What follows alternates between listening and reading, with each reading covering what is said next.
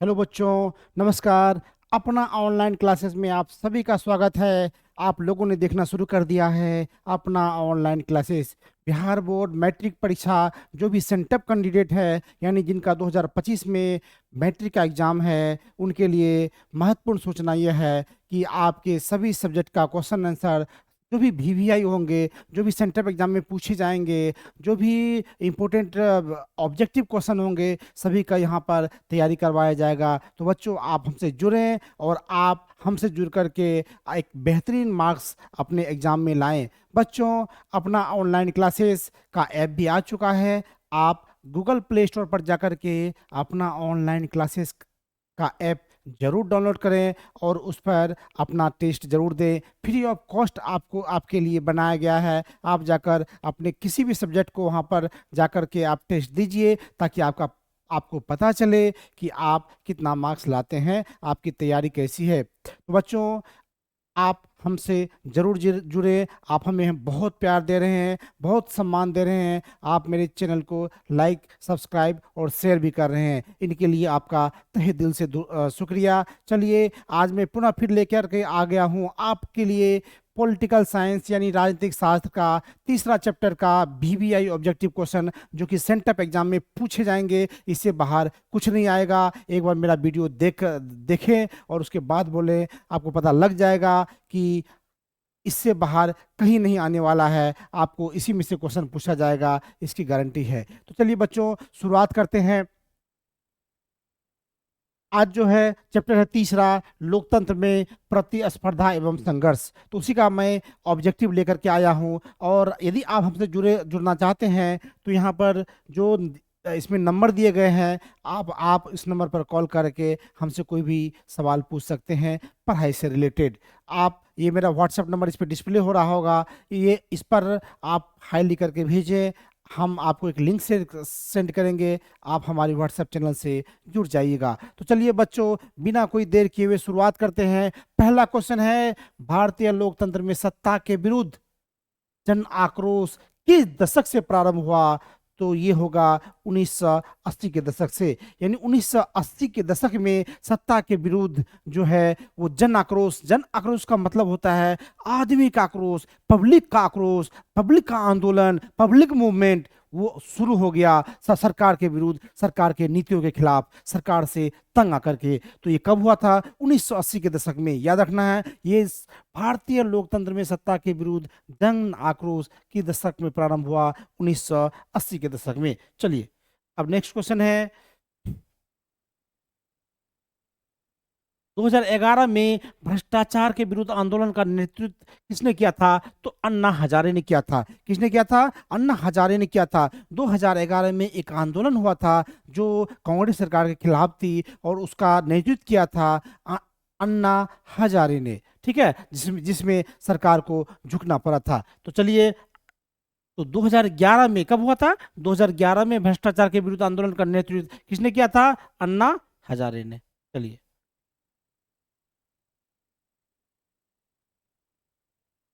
बिहार में संपूर्ण क्रांति का नेतृत्व निम्नलिखित में से किसने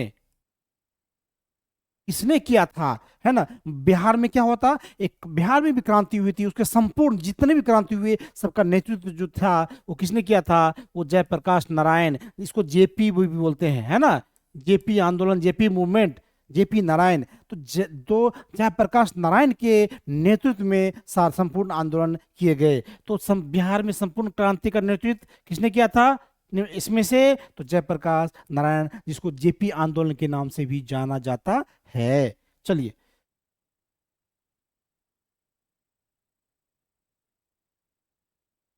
बिहार में छात्र आंदोलन की शुरुआत करने वाले थे यही जेपी, यानी जयप्रकाश नारायण ही बिहार में छात्र आंदोलन की शुरुआत करने वाले थे। और उस समय के बाद बिहार में छात्र आंदोलन होने लगा, नहीं तो इससे पहले होता नहीं था। तो बिहार में छात्र आंदोलन की शुरुआत किसने किया था? जयप्रकाश नारायण ने, यानी जेपी नारायण ने। चलिए, आगे देखते हैं,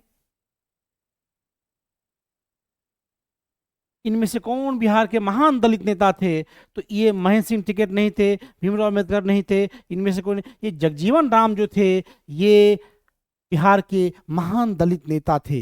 है ना, कौन थे? जगजीवन राम कौन थे? जगजीवन राम जो थे वो बिहार के महान दलित नेता थे। चलिए, चिपको आंदोलन का प्रारंभ किसके द्वारा किया गया था? तो ये महिलाओं के द्वारा द्वारा किया गया था। छात्रों के द्वारा नहीं, मजदूरों के द्वारा नहीं, किसानों के द्वारा नहीं, ये महिलाओं के द्वारा। चिपको आंदोलन में क्या हुआ था? ये पर्यावरण बचाने के लिए एक आंदोलन था। यानी क्या होता है कि हमारे लिए पेड़ बहुत जरूरी है। उस समय एक राजा ने आदेश दे दिया कि जाओ पेड़ काट दो, और उस पेड़ वो वन काटने के खिलाफ में वहां की महिलाओं ने जाकर के जान दे दी, वहां पर जाके चिपक गए थे और उस पेड़ को छोड़ नहीं रहे थे। इसलिए इस आंदोलन का नाम रखा गया चिपको आंदोलन। बाद में राजा ने इस आंदोलन को वापस लिया था और इसमें महिलाओं ने ये आंदोलन की शुरुआत की थी। तो चिपको आंदोलन महिलाओं के द्वारा किया गया था। किसके द्वारा? महिलाओं के द्वारा किया गया था। और किस लिए किया गया था? तो पर्यावरण बचाने के लिए। ठीक है, किस लिए किया गया था? पर्यावरण बचाने के लिए, है ना। ये पर्यावरण के लिए आंदोलन किया गया था। चलिए,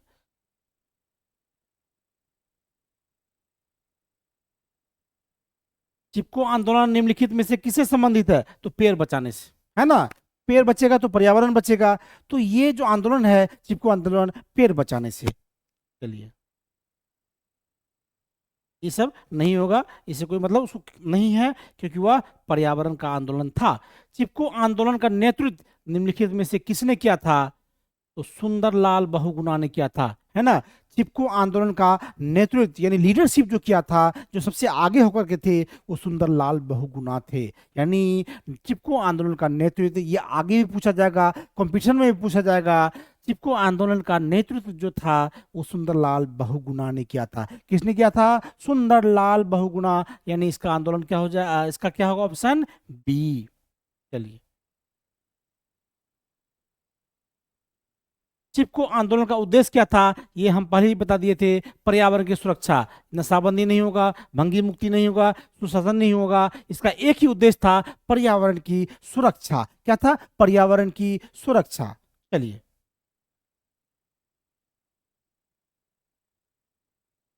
चिपको आंदोलन की शुरुआत किस राज्य से हुई थी? तो ये उत्तराखंड से हुई थी। कहां से हुई थी? याद रखिएगा, ये बिहार से नहीं, मध्य प्रदेश से नहीं, ये उत्तराखंड से हुई थी, है ना। चिपको आंदोलन की शुरुआत कहां से हुई थी? उत्तराखंड से। कहां से? कहां से? उत्तराखंड से। चिपको आंदोलन का नेतृत्व किसने किया था? सुंदरलाल बहुगुणा ने। और कहां से हुआ था? उत्तराखंड से ये शुरुआत हुआ था। ठीक है,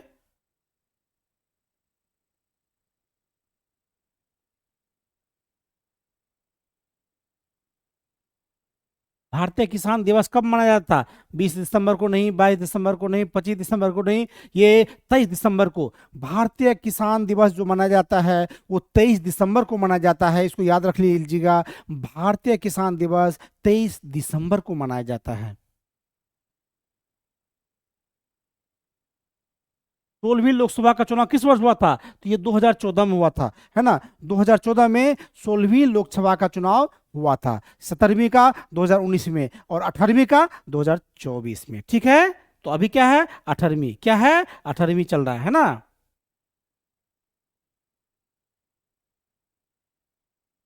डॉक्टर मेघा पाटकर घनिष्ठ रूप से जुड़ी हुई थी। तो ये नर्मदा बचाओ, है ना। गंगा बचाओ नहीं, दून घाटी बचाओ नहीं, साइलेंट घाटी नहीं। ये मेघा पाटकर जो थी, ये नर्मदा नर्मदा बचाओ आंदोलन से जुड़ी हुई थी। मेघा पाटकर किससे? नर्मदा आंदोलन से, है ना। नर्मदा बचाओ आंदोलन से ये जुड़ी हुई थी। नर्मदा घाटी परियोजना किन राज्यों से संबंधित है? बिहार, उत्तर प्रदेश, मध्य प्रदेश ये नहीं है। तमिलनाडु, केरल, कर्नाटक ये नहीं है। पश्चिम बंगाल, उत्तर प्रदेश, पंजाब ये भी नहीं है। गुजरात, महाराष्ट्र, मध्य प्रदेश ये है ना। नर्मदा घाटी परियोजना जो है गुजरात, महाराष्ट्र और मध्य प्रदेश से जुड़ा हुआ है। तो याद रखिएगा। ठीक है, गुमम, है ना, गुमम। ठीक है, गुजरात, महाराष्ट्र, मध्य प्रदेश। गुमम क्या होगा? गुमम। याद रखना रखना है कि गुजरात, मध्य प्रदेश और महाराष्ट्र। ठीक है, गुजरात, महाराष्ट्र और मध्य प्रदेश से नर्मदा घाटी परियोजना जो है संबंधित है। गुमम, गुजरात, महाराष्ट्र, मध्य प्रदेश। गुजरात, महाराष्ट्र, मध्य प्रदेश। तारी विरोधी आंदोलन निम्नलिखित में से किस प्रांत में शुरू किया गया? तो तारी विरोधी जो था वो आंध्र प्रदेश में शुरू किया गया था। कहाँ से? तारी विरोधी आंदोलन जो था वो आंध्र प्रदेश में से शुरुआत किया गया था। तारी विरोधी आंदोलन कहाँ से? आंध्र प्रदेश से। कहाँ से? आंध्र प्रदेश से।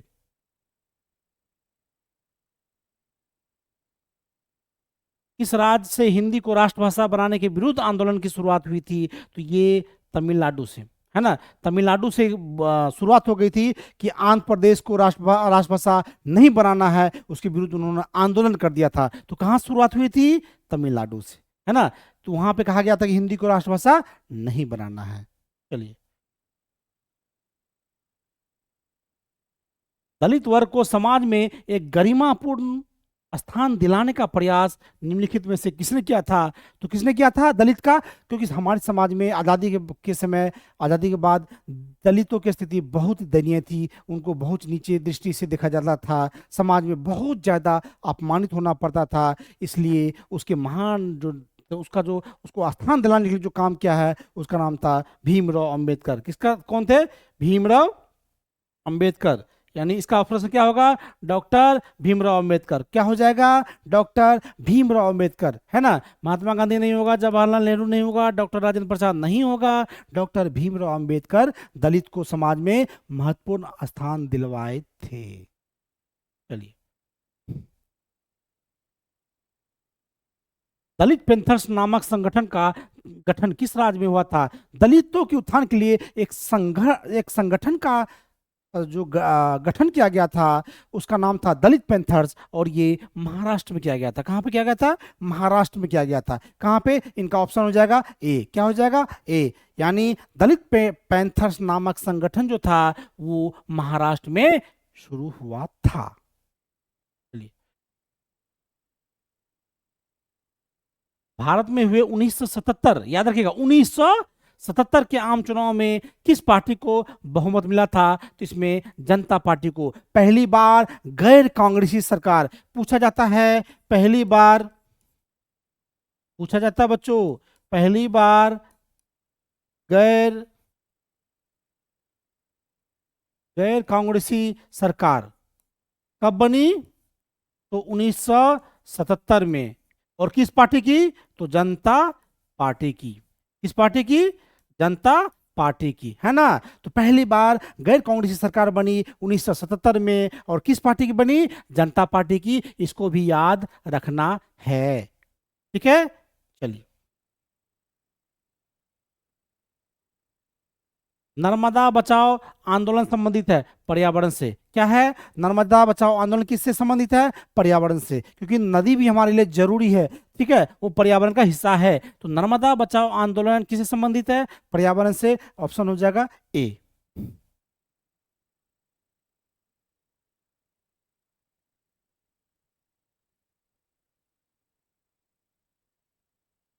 भारत में पहली बार केंद्र में गैर कांग्रेसी सरकार। देखो, जो मैंने अभी बताया वही कि पहली बार सेंट्रल में, केंद्र में गैर कांग्रेसी सरकार कब बनी? 1977 में बनी थी। किस पार्टी की बनी थी? जनता जनता पार्टी की। तो यही पूछा गया है, भारत में पहली बार केंद्र में गैर कांग्रेसी सरकार कब बनी? 1977। किसमें? 1977। बच्चों, मैं जितना बता रहा हूँ उससे बाहर कुछ नहीं आने वाला है। एक बार आप मेरा वीडियो देखिए और मेरे से जुड़िए, हमारे चैनल को सब्सक्राइब कीजिए। चलिए, वर्ष 1975 में भारतीय राजनीति में किस लिए जाना जाता है? तो 1975 जो हुआ था उसमें जो आपातकाल लगाया गया था, है ना। देश के अंदर जो है आपातकाल लगा दिया गया था, है ना। देश में इमरजेंसी लगाया गया था। ये पूछा जाता है, आगे भी कंपटीशन में पूछा जाएगा कि भारत में पहली बार आपातकाल कब लगी थी? तो 1975 में। कब लगी थी? 1975 में। तो और किसकी सरकार थी? इंदिरा गांधी की सरकार थी, यानी कांग्रेस की सरकार थी। इंदिरा गांधी उस समय में प्राइम मिनिस्टर थी। तो देश के तो इस वर्ष आम चुनाव हुए थे, गलत हुआ। श्रीमती इंदिरा गांधी प्रधानमंत्री बनी थी, इससे पहले बनी थी, वो गलत था। देश के अंदर आपातकाल लागू हुआ था, ये सही था। जनता पार्टी की सरकार बनी थी, ये भी गलत है, क्योंकि 77 में सरकार बनी है। तो क्या हो गया? 1975 भारतीय राजनीति में किस लिए जाना जाता है? तो देश के अंदर आपातकाल लागू हुआ था। चलिए,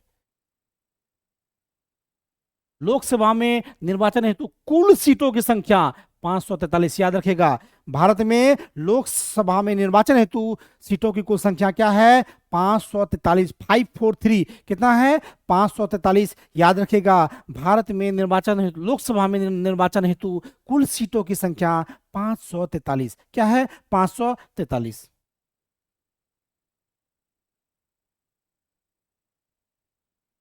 बिहार में जयप्रकाश नारायण के नेतृत्व में आंदोलन कब हुआ था?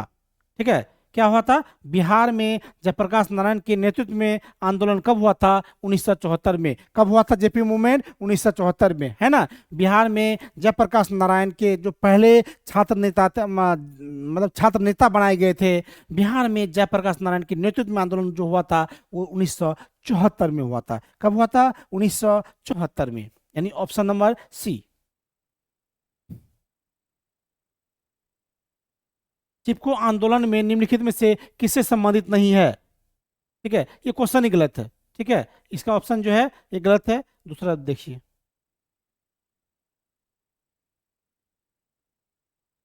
दलित पैंथर्स के कार्यक्रम में निम्नलिखित में से कौन संबंधित नहीं है ना। तो ये कौन संबंधित नहीं है?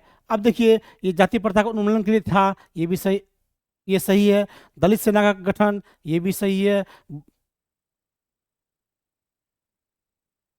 भूमिहीन किसान की उन्नति, ये भी सही है। यानी औद्योगिक मजदूर का शोषण से मुक्ति, ये गलत है। ठीक है, यानी क्या होगा? यही ऑप्शन में हो जाएगा आंसर। दलित पैंथर्स के कार्यक्रम में निम्नलिखित में से कौन संबंधित नहीं है? ये संबंधित नहीं था, ये तीनों चीज उनसे संबंधित था कि उसमें कहा गया था जातीय प्रथा का उन्मूलन होगा, दलित सेना का गठन किया जाएगा, भूमिहीन गरीब किसान की उन्नति होगी, लेकिन इनके बारे में कुछ नहीं कहा गया था, ये उससे संबंधित नहीं है। यानी इनका ऑप्शन हो जाएगा डी। ठीक है,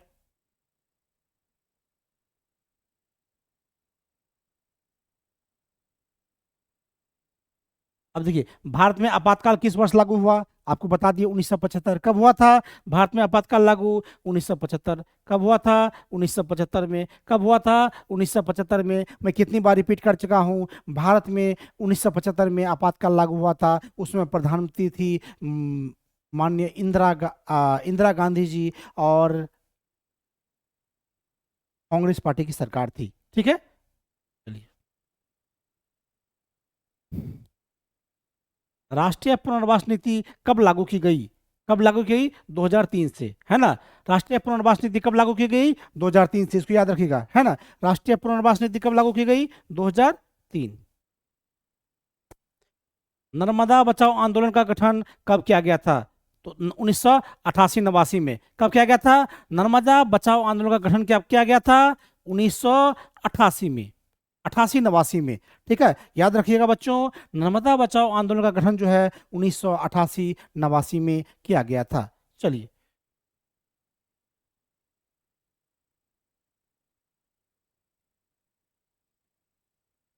1971 के आम चुनाव में कांग्रेस ने नारा दिया था गरीबी हटाओ का, है ना। 1971 में जब भारतीय में चुनाव हुआ था, तो उसमें कांग्रेस ने नारा दिया था कि गरीबी हटाओ। क्या नारा दिया था? गरीबी हटाओ। ये पूछा जाता है, 1971 में जब आम चुनाव हुआ था, उसमें कांग्रेस ने नारा दिया था गरीबी हटाओ, यानी बी नंबर इसका ऑप्शन हो जाएगा। सूचना का अधिकार आंदोलन की शुरुआत कहाँ से हुई थी? तो ये राजस्थान से हुआ था।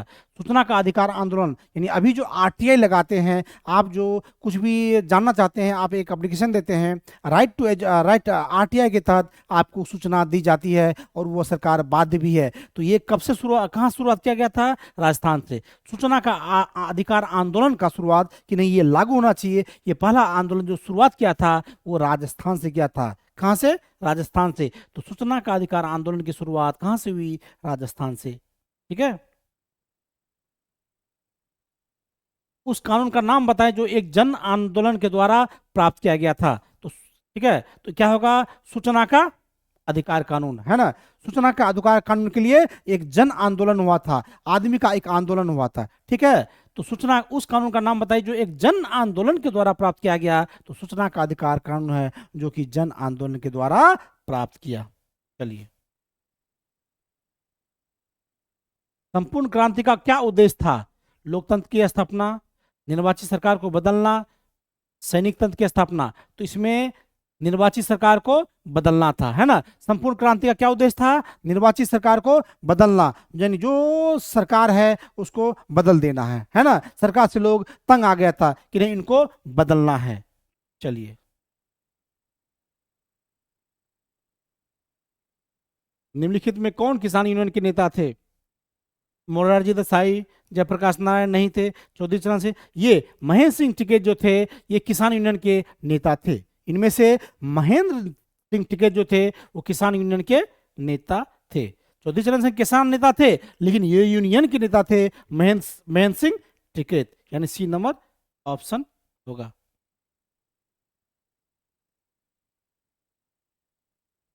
किसके नेतृत्व में 1977 में जनता पार्टी की सरकार का गठन हुआ था?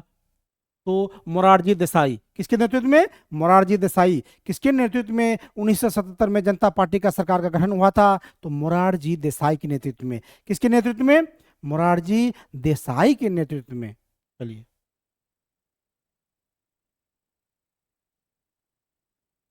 भारत में गणतांत्रिक संविधान को कब अंगीकार किया गया था? तो ये आप लोग जानते हैं, 26 जनवरी 1950 को हमारा संविधान अंगीकार कर लिया गया। उस दिन से हमारा संविधान लागू हो गया, 26 जनवरी 1950 से। बोलीविया में संघर्ष का मुख्य कारण क्या था? बोलीविया एक देश है जहां पर संघर्ष हुआ था। वहां पर क्या था? तो वहां पर क्या था कि पानी की कीमत में वृद्धि कर दी गई थी, यानी ए नंबर ऑप्शन, है ना। बोलीविया में क्या क्या कर दिया गया था?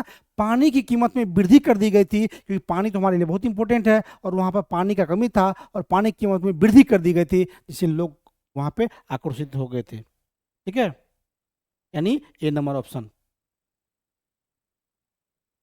किस वर्ष राजा ज्ञानेंद्र, ये नेपाल के राजा थे ज्ञानेंद्र, किस वर्ष राजा ज्ञानेंद्र के खिलाफ जन आंदोलन की शुरुआत नेपाल में हुई थी? तो 2006 में, है ना। 2006 में राजा ज्ञानेंद्र को वहां के पब्लिक लोगों ने चाहा कि हम लोग इसको बदल देते हैं, अब हमें राजा वाला शासन नहीं, लोकतंत्र की स्थापना करना है जिसमें जनता सरकार को चुने। तो इन्होंने क्या किया वहां पर?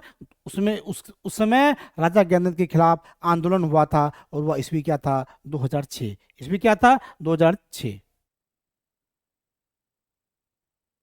जल युद्ध किस देश में हुआ था? तो बोलीविया में। अभी बताए थे ना कि बोलीविया में क्या हुआ था? कीमत में वृद्धि कर दिया गया था, है ना।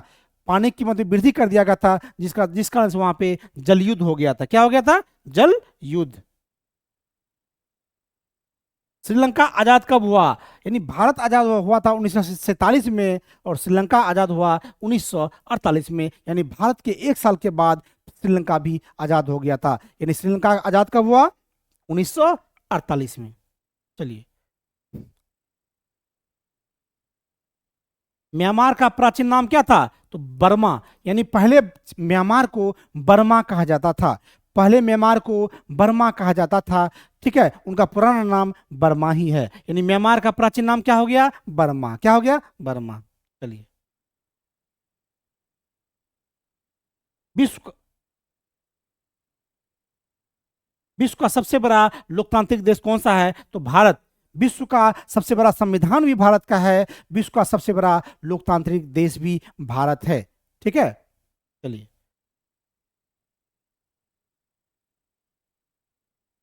आंग सान सू की किस देश में लोकतंत्र की वापसी के लिए आंदोलन किया? ठीक है, तो बोलीविया। आंग सान सू की ने किस देश में लोकतंत्र की वापसी के लिए आंदोलन किया था? बोलीविया में। किस देश में? बोलीविया में। ठीक है, चलिए,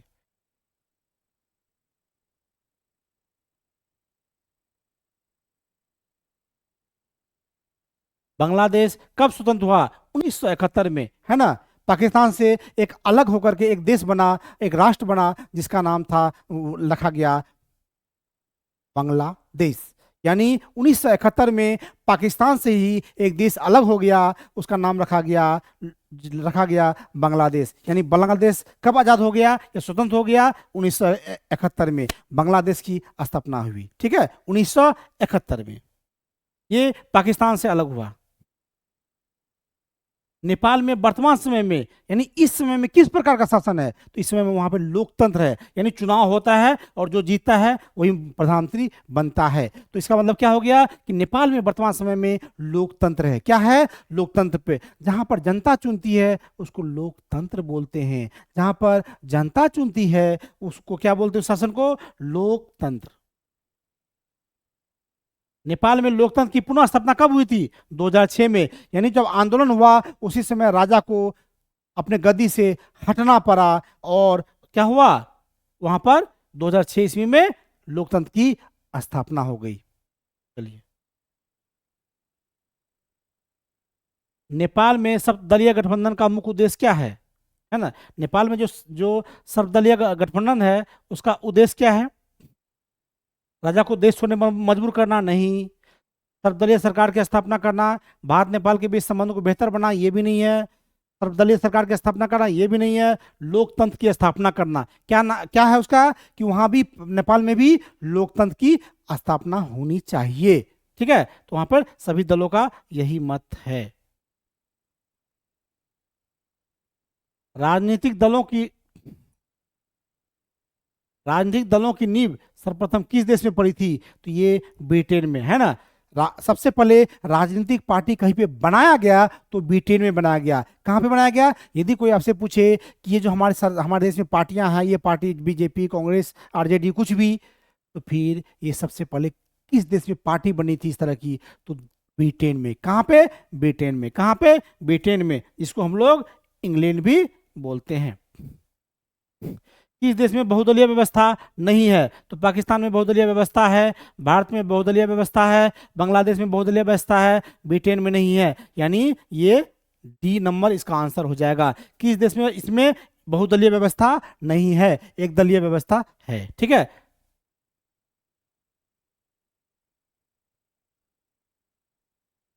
राजनीतिक दल का आशा क्या है? अफसरों के समूह से नहीं, सेनाओं के समूह से नहीं। राजनीतिक दल का आशा क्या है? ये दोनों से समूह से नहीं है। और नीचे देखते हैं, किसानों के समूह से नहीं, व्यक्तियों के समूह से। राजनीतिक दल का आशा क्या है? व्यक्तियों के समूह से। ठीक है, क्योंकि व्यक्तियों का समूह वहां पे प्रतिनिधित्व करता है, सभी मिलकर वोट देते हैं, तभी क्या होता है, एक राजनीतिक पार्टी आगे बढ़ती है ना। राजनीतिक पार्टी यदि कोई चाहे कि हम अकेले कर लेंगे तो नहीं होने वाला है, और ना उस पार्टी का कोई अस्तित्व बचेगा। राजनीतिक पार्टी में व्यक्तियों का समूह होता है। तो बच्चों, आज का क्लास कैसा लगा आप लोग जरूर कमेंट करके बताइएगा। हमारे चैनल को इसी तरह प्यार, सब्सक्राइब, लाइक करते रहिएगा। ठीक है, और कोई प्रॉब्लम हो तो हमें कॉल कीजिएगा 9661123890। ठीक है, 23890। ठीक है, इस पर आप हमें कॉल कर सकते हैं। आप पढ़ाई से रिलेटेड कोई सवाल पूछ सकते हैं। अपना ऑनलाइन क्लासेस का ऐप भी आ चुका है, आप गूगल प्ले स्टोर पर जाकर के डाउनलोड कीजिए और वहाँ पर सभी सब्जेक्ट का टेस्ट दीजिए फ्री में। तो बच्चों, आपके लिए मैं इतना कर रहा हूँ, बस फ्री में। हमको कुछ आपसे कुछ नहीं चाहिए, सिर्फ इतना प्यार चाहिए कि मेरे चैनल को सब्सक्राइब कीजिए, लाइक कीजिए और शेयर कीजिए, और इसी तरह प्यार बनाए रखिए। तो आप हमसे जुड़ करके देखिए, बहुत मजा आएगा, आपको क्लास अच्छा लगेगा। तो बच्चों, इसी तरह हमसे जुड़े रहें। लेते हैं अगले अगले क्लास के लिए विदा। तब तक मिलते हैं अगले क्लास में। तब तक के लिए आपको नमस्कार।